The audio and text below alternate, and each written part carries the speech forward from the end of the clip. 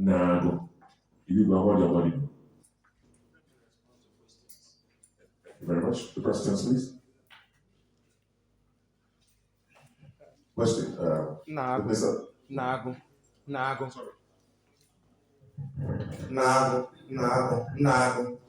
It's our pleasure from the media team to witness this event, and we want to share with you in this media chat. Can you share with us reasons for which you embark on this beautiful engagement with your children? Thank you. Well, I want to thank you for that wonderful question. Pointed, indeed. For me, leadership does not entail just infrastructural development. I feel that we must try to impact positively on our people.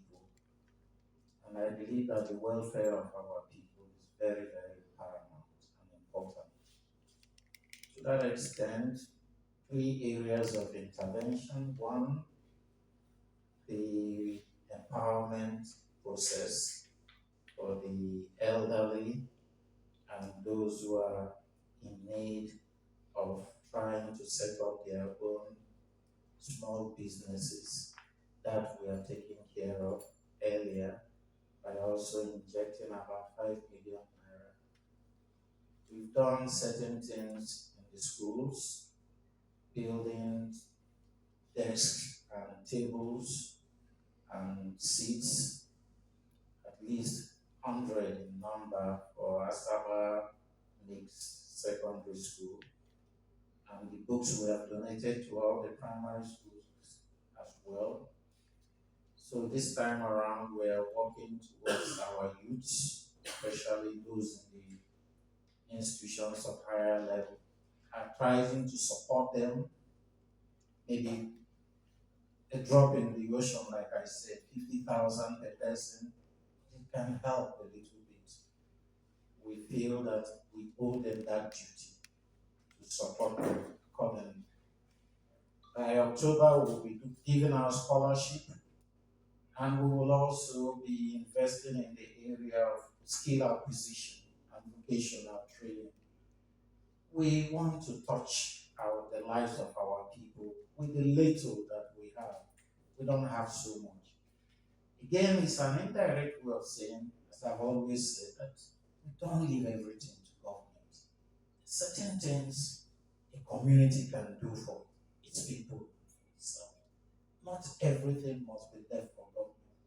So if they benefit from government bursary amongst others, fine. Let it be in their innermost consciousness that at a time like this, the town came together and also supported them.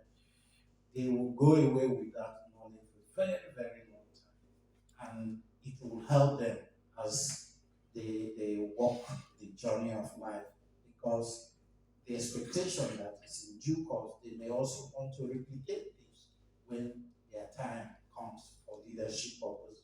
So we believe that it's a way of saying, Asaba people are also with you, we are supporting you, we're encouraging you, and you can see that you can inspire so many of them who ordinarily may not be doing too well, may not be totally motivated to go to school, to now say that since the town, the community is behind them, supporting them, that they can now energize themselves and re-energize themselves to do well in school. So that is the thinking behind it.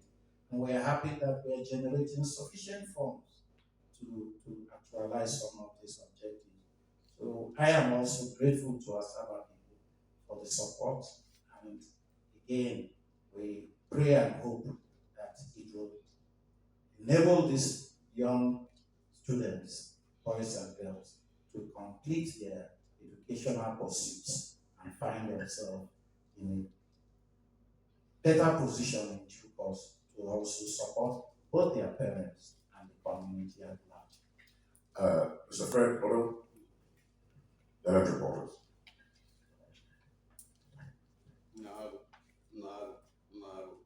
Your Majesty, sir. Would like you to throw some light on what was the selection process like, and is it going to be a one-off thing or is it going to be an annual event? Thank you, Your Majesty. Well, I believe we have set the parameters of sourcing for the funds. I've made it clear that for you to take title in Asaba, there are certain things you must give in return. Because for me, the cost of taking title is a little bit on the high side. But for you to embark on that venture, it shows that you have come of age, you're a man of means. And we have made it in such a way that you have to give something back to Asaba before you start the process.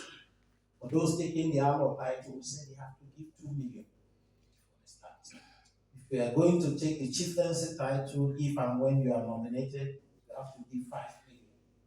If you want to take the red cap chief, Obi, give 10 million. At the beginning, it was like far-fetched realization. But it's happening. It's happening now. So people are falling on top of each other. So that is an open source of revenue to service this process. So because that money will continue to come, so our people must continue to take title one way or the other, these people will continue to get their bursary. Scholarship must continue to run. So it's been established. So it's a revolving something. The more we take title, the more we service this, the more they will go to school, the more. So it is a way of ensuring that there's continuity, so to speak. That is the first arm of your question. The second arm is, yes, we have the people to screen them. But in this regard, screening is just to authenticate that they're in schools. University, polytechnic, and possibly colleges of education, all higher institutions. So once it is established that you're in one of those places, we don't need much more than that. You are qualified. And like I said, we're happy. We could be counting in terms of hundreds at this point in time, when we believe that even those who are involved in educational pursuits in Asaba, the numbers seem to have dropped or drained as the case may be. But for us to get 100 at this point in time, for me, it's commendable. And we know that with this backdrop now, more will emerge, because we know there are so many of our young ones who are in other parts of Asaba, those who are in diaspora, we can't count them. So they are not doing bad, but we want to reassure them that, look, once you get involved, we will see what we can do. So in October, we are going to finalize the issue of scholarship. I believe the screening process there will be more rigorous, because we want to be sure that those who are advantageous in terms of parenting, if your parents are well to do, we can give you scholarship. You must be sure that you are brilliant enough, your GPA is at the topmost level, and also that you are indigent by all the indices and the variables. Then automatically you are qualified. Again, whatever we do, we try to spread out. We have 5 quarters in Asaba, and we cannot omit any one of them. We cannot over-concentrate. So we make sure that we equalize 20-20-20 for today. Then scholarship, if we're giving to 10, to be 2-2-2-2. So our quarters of Asaba must feel the sense of belonging and must also be carried along, as the case may be. Thank you very much. Our final question there from Darling John. Namago. Just like you made mention inside the post some minutes ago about the scholarship, and you iterated some minutes past. I actually want the Asaba people watching to understand or know how will this selection process look like.